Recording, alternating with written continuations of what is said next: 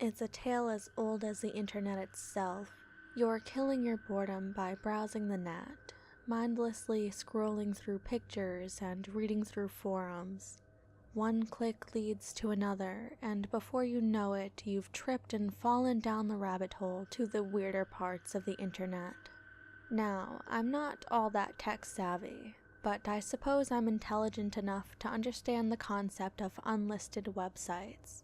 Things you can't find through a Google search, but that exists if you have a link provided. I guess that's the essence of the deep web. I tend to browse in incognito. I'm not gonna go into details, but I think we all know for what purpose. Last night, or this morning, depending on how you classify 3 a.m. and insomnia, I was reading a forum about people's weirdest experiences on the web. I am a skeptical fellow, so when a few diligent commenters provide a link, I will gladly follow to verify their stories. At some point, I happened upon a website that was simply an endless string of numbers ending in .org, leading to a plainly designed forum. "How was your day?" was the main title of said forum.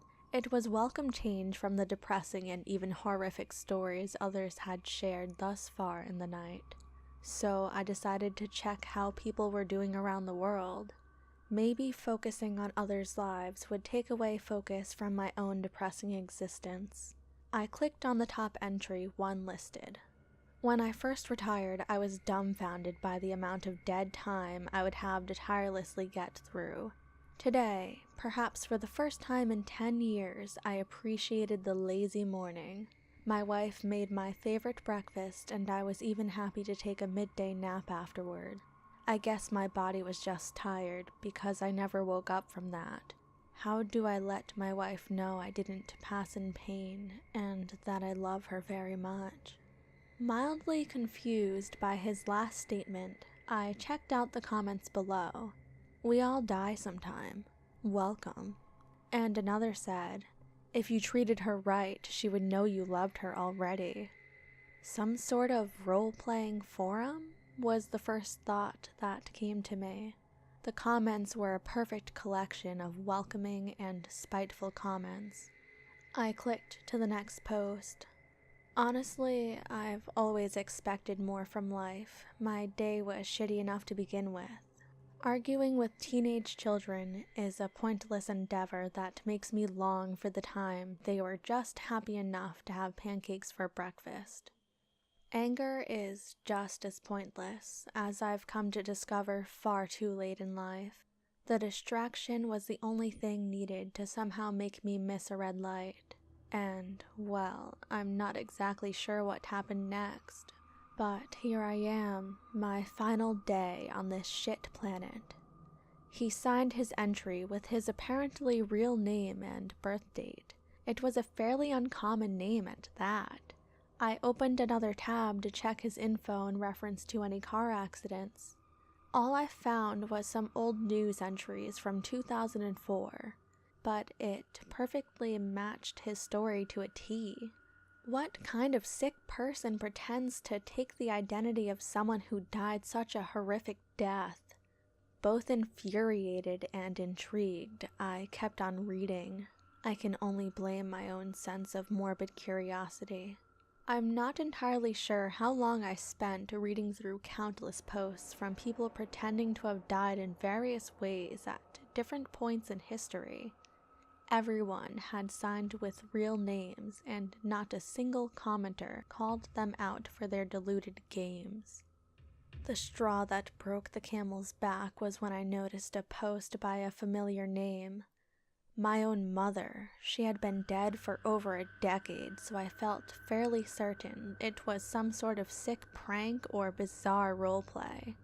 Maybe the users were looking up obituaries and taking their identities for their own pleasure. I was even more disturbed when they perfectly described the surroundings of her death, despite never having told anyone. I've been feeling extremely tired as of late. It was no surprise when I awoke this morning and felt like I hadn't slept in days. I wanted to just stay in bed, but family duties called. My husband had already left for work and I had taken the week off in hopes of recovering, but someone has to feed the kids. Breakfast was alright. I fed them their favorite, pancakes. Easy to prepare, and I had nothing better to do. I remember getting into the shower, but it was getting real hard to catch my breath, and under the steam from the hot water, I simply passed out. I don't really know what happened after that. Oh God, I hope my children didn't see me lying naked on the floor. I decided right then I would be the righteous one to make them stop stealing people's identities. At least use a fake name if it was nothing more than a pathetic joke. I scanned the page for a register button, only to find I was already logged in, under my real name as a matter of fact. With some trepidation, I clicked to expand my profile. On it, someone had written my name, email address, birth date, and death date. Today. Yet again, my eyes wandered to the title of the website. How was your day? I thought back and reflected on what had happened so far. My life wasn't the most interesting, so I hadn't really taken the time to think about it. There was nothing particularly interesting about my day. Exam period was coming up, so I had to wake up earlier than my brain was used to. I drank coffee, browsed the internet instead of studying. The procrastination lasted longer than I'm proud to admit, though I eventually felt guilty enough to pick up a textbook and studied until the evening. A mild headache set in. It was enough to stop me from studying and do something more relaxing instead. Actually, it might have been more than mild, more like a stabbing pain rapidly increasing in intensity.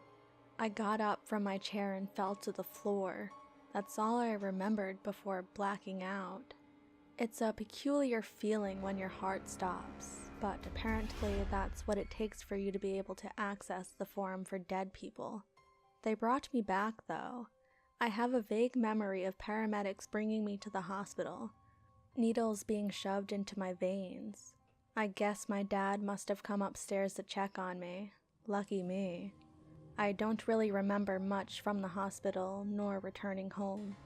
As a matter of fact, I just now find myself browsing this forum, not really remembering how I stumbled across it. How was your day? Thank you so much for listening, and thank you to the incredible authors that allow me to narrate their stories. This author's links will be in the description. Feel free to send me your own scary story at the email on the screen. And until next time, sleep tight.